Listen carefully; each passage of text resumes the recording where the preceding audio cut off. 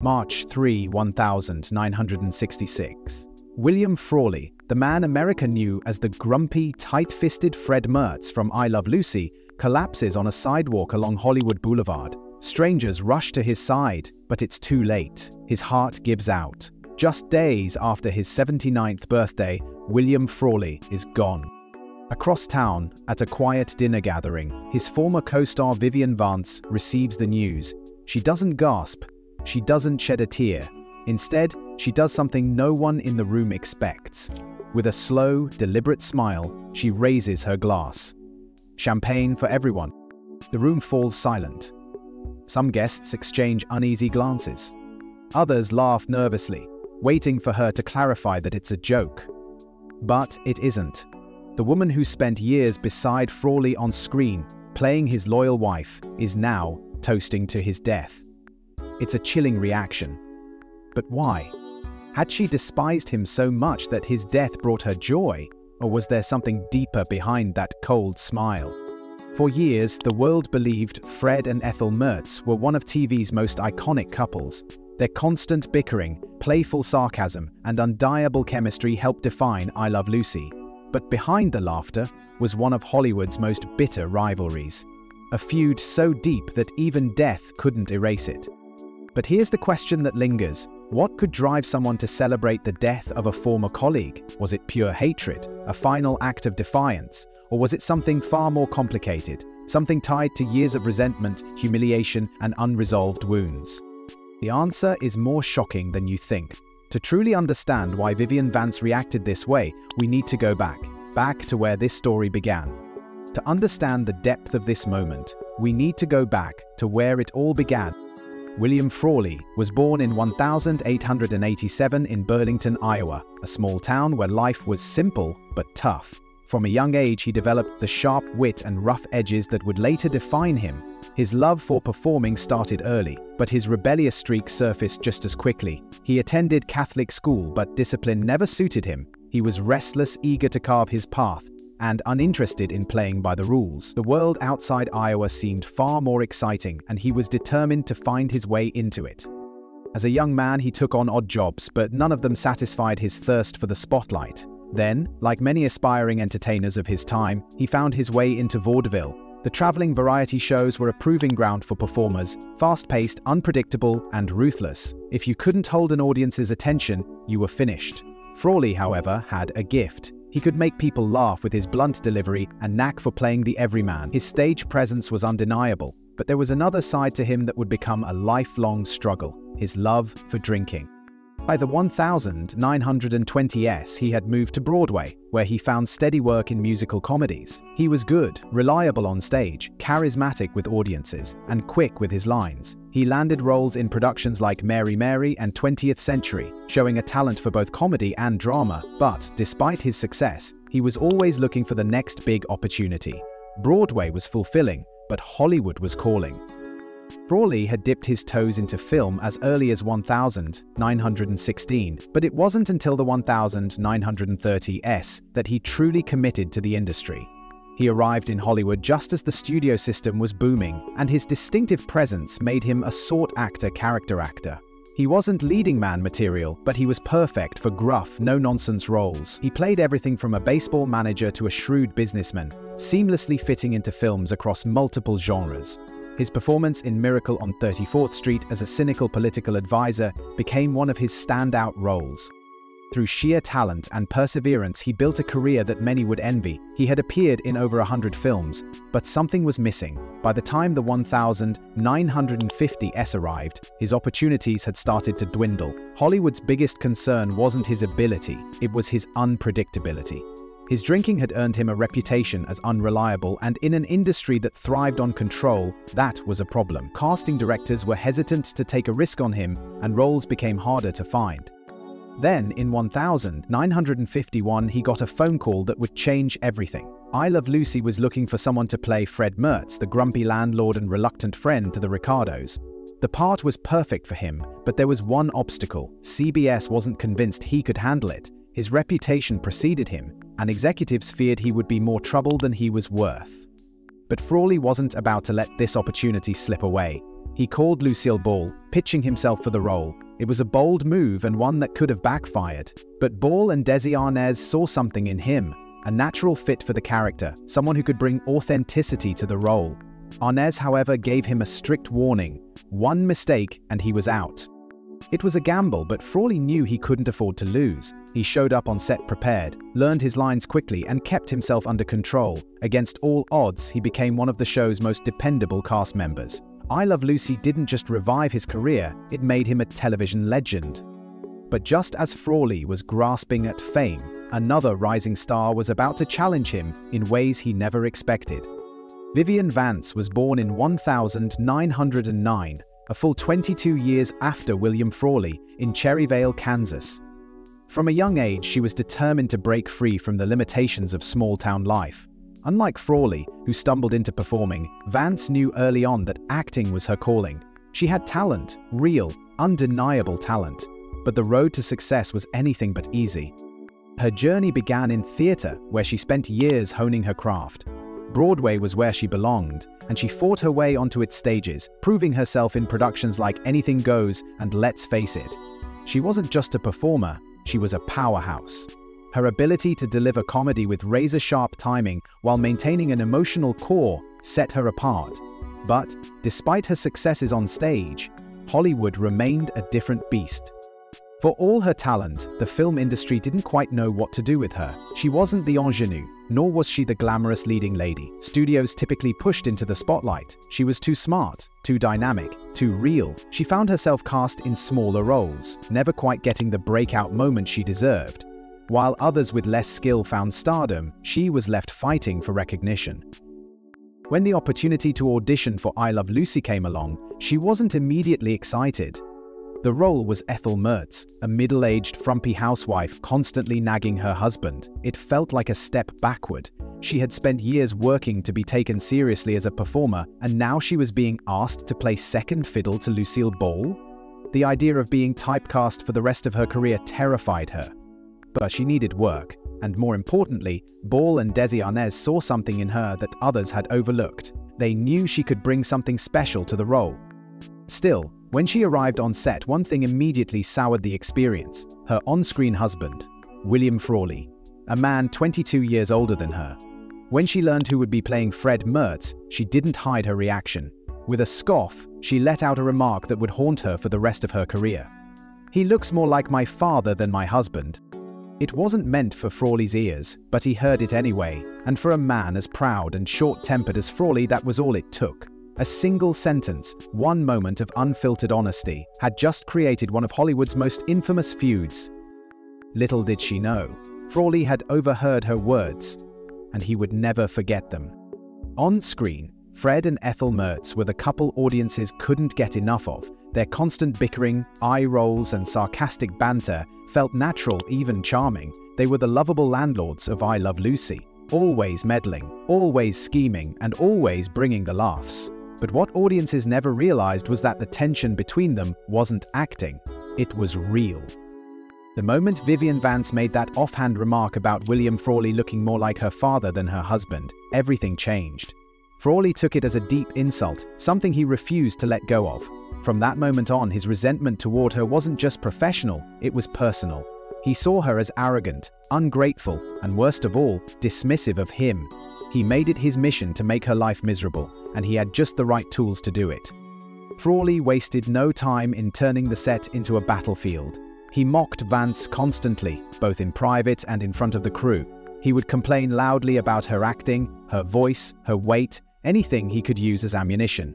He made no effort to be subtle. Even in interviews, he would refer to her as "that woman," refusing to say her name. But Vance wasn't one to back down. If Frawley was going to make her life difficult, she would return the favor. She openly called him a washed-up old drunk, a man lucky to have gotten the role in the first place. Whenever she saw his name in the script, she groaned, knowing she would have to spend another day dealing with his antics. Off camera, they barely spoke, only interacting when the script required it.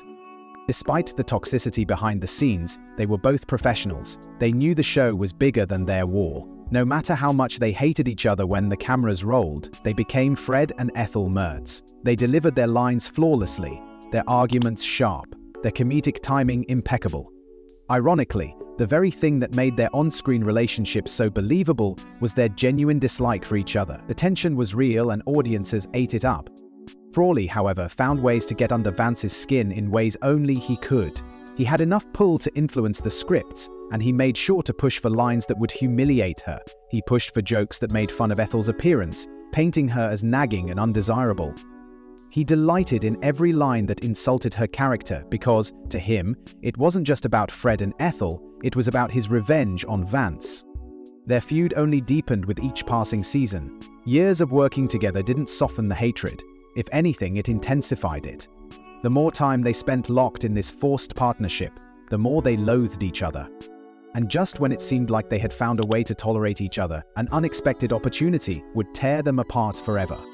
When I Love Lucy ended, Hollywood saw an opportunity to keep the magic alive. The dynamic between Fred and Ethel Mertz had been one of the most beloved parts of the show, and Desi Arnaz believed there was more money to be made. His idea? A Fred and Ethel spin-off. It made sense on paper. Frawley and Vance had the chemistry, the comedic timing, and an audience that already adored them. But there was just one problem. Vivian Vance wanted nothing to do with William Frawley ever again. For Frawley, the offer was everything he had been hoping for. He was in his 70s and work was becoming harder to come by. A spin-off meant steady paychecks, a chance to stay in the spotlight, and a second act in his career. He didn't care about the feud, he cared about the money. Playing Fred Mertz had been the biggest success of his life, and he wasn't ready to walk away from it. He immediately signed on, thrilled at the chance to continue playing the role. But when Vance was approached, her answer was swift and absolute. No, she didn't need to think about it. She didn't hesitate. She flat out refused to work with him again. Years of insults, backhanded comments, and sheer disdain had worn her down. The thought of spending more time with him, especially without Lucille Ball and Desi Arnaz to balance things out, was unbearable. As far as she was concerned, I Love Lucy was over, and so was her connection to William Frawley. A refusal killed the project instantly. Without both of them, the spin-off couldn't happen, and Frawley knew exactly who to blame. He had never forgiven her for their years of animosity, but now, his hatred grew into something even darker. In his mind, she hadn't just ruined an opportunity, she had taken something away from him. The bitterness that had fueled their feud on I Love Lucy was now something deeper, something personal and permanent. Vance, however, wasn't finished making her position clear. When she reunited with Lucille Ball for The Lucy Show, she took it a step further. She added a clause in her contract that ensured Frawley would never appear on the series. She didn't want to risk him being anywhere near her again, not even for a cameo. It was a rare move in Hollywood, but it showed just how deep her disdain for him ran. For Frawley, this was the final betrayal. He was already furious that she had destroyed the spin-off, but now she was ensuring that he would never work alongside Lucille Ball again. That was something he couldn't forgive. His resentment toward her became legendary, something he carried with him for the rest of his life. From that moment on, their feud would become legendary, spilling into their personal and public lives. William Frawley never let things go, and when it came to Vivian Vance, his grudge only grew stronger with time. After the I Love Lucy spin-off fell apart and Vance ensured he would never set foot on The Lucy Show, any remaining restraint he had disappeared. He no longer had to play nice, and he made no effort to hide how much he despised her. Now working on My Three Sons, Frawley found a new audience for his complaints. He constantly mocked Vance to his co-stars, portraying her as arrogant, insufferable, and talentless. He never called her by name, she was simply that woman, or, when he was feeling particularly bitter, far worse. His most infamous remark came during a conversation when someone asked him what she was really like. Without hesitation, he spat out, "A miserable C." It was a shocking insult, even for Frawley, but it was clear his hatred for her had only intensified over the years. Vance, however, took a different approach. While Frawley made a point to insult her at every opportunity, she erased him from her world entirely. She never mentioned his name in interviews, never acknowledged his existence, and if reporters brought him up, she changed the subject. For her, he was a chapter in her life she had no interest in revisiting. But even though she tried to move on, Frawley refused to let their war end. Whenever he visited the set of The Lucy Show, where Vance had reunited with Lucille Ball, he deliberately disrupted filming just to irritate her. He would stomp around, make loud noises, drop things, anything to break her concentration. The crew knew exactly what he was doing, but no one dared to stop him. He thrived on the idea that she would never fully escape him.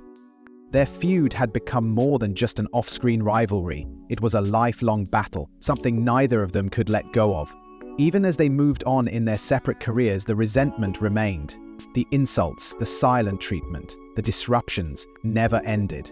And while their fans continued to love I Love Lucy and the seemingly perfect comedic duo they had created, the truth was far more bitter. And then, on March 3rd, 1966, fate stepped in, and the world learned just how deep the wounds ran.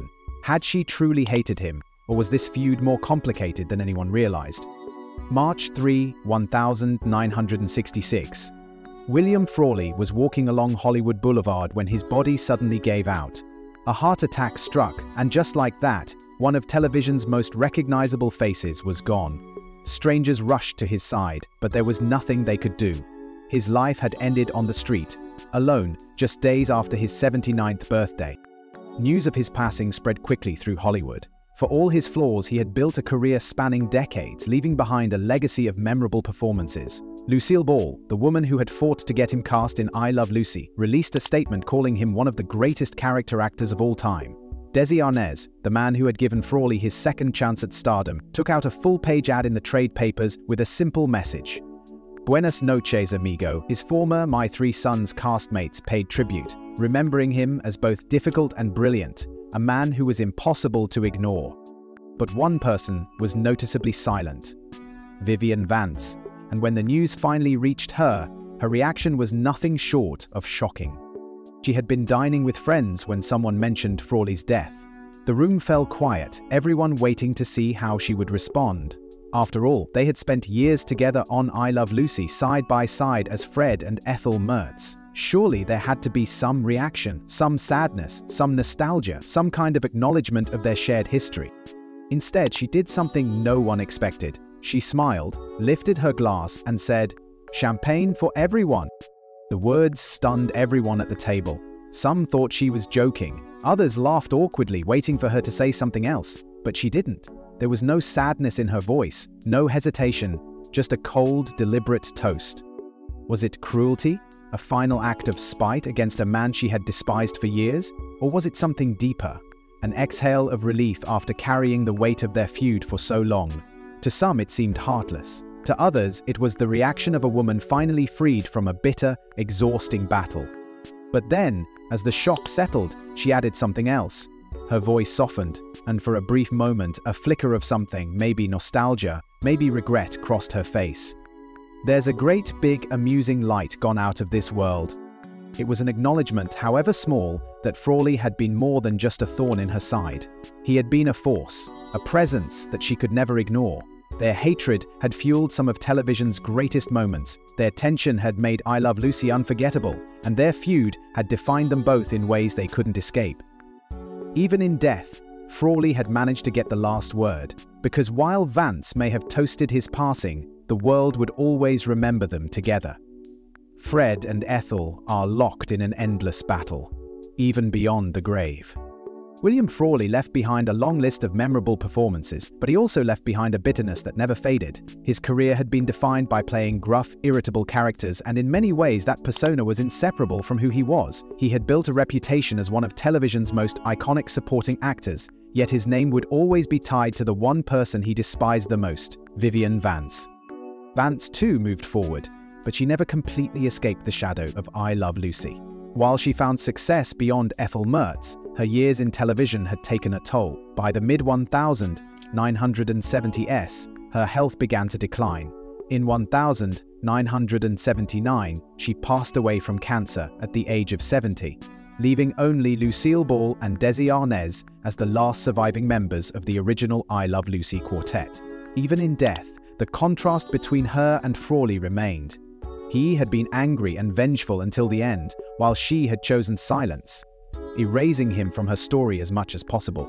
Yet for all their hatred, their legacy is inseparable. Their real-life disdain for each other made their on-screen relationship one of the most believable in television history. The constant bickering, the sarcastic jabs, the exhaustion in Ethel's eyes whenever Fred spoke, it wasn't just acting. Audiences saw a married couple who had spent decades getting under each other's skin, and, in a way, they were right. The ultimate irony? Two people who couldn't stand each other became one of TV's most legendary duos. Their hatred fueled their chemistry, and their chemistry helped make I Love Lucy one of the greatest shows ever made. Decades later, audiences still laugh at Fred and Ethel Mertz, unaware that behind the humor was one of Hollywood's most bitter rivalries. If you found this story as shocking as we did, don't forget to like, subscribe, and let us know your thoughts in the comments below.